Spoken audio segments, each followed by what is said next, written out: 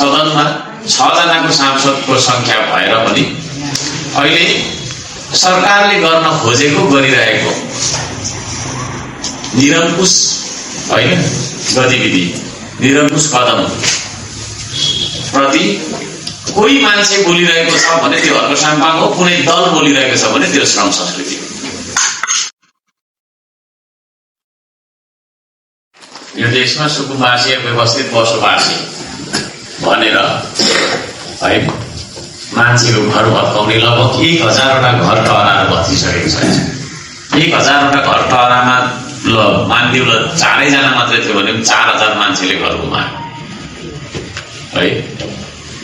श्रम संस्कृति भनेको अरूलाई बचाउने है, आफ्नो विरोधीलाई पनि बचाउनु पर्छ हामीले।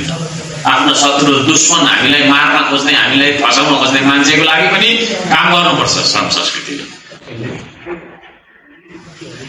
भने तपाईको चाहिँ गरिब दुखीको घर टहराएर भत्काइरहँदाखेरि हामी फरक मत राख्छौँ, त्यो सही छैन। सामाजिक सञ्जालमा थुप्रै मान्छेहरूले चाहिँ हाम्रो तपाईको चाहिँ हामीलाई गाली गर्छन्, तर श्रम संस्कृतिलाई मतलब हुँदैन। हामी गरिब दुखी किसान मजदुर अन्यायमा पढेका पीडितहरूको पक्षमा दलितहरूको पक्षमा हामी सधैँभरि उभिनुपर्छ, उभिन्छौँ।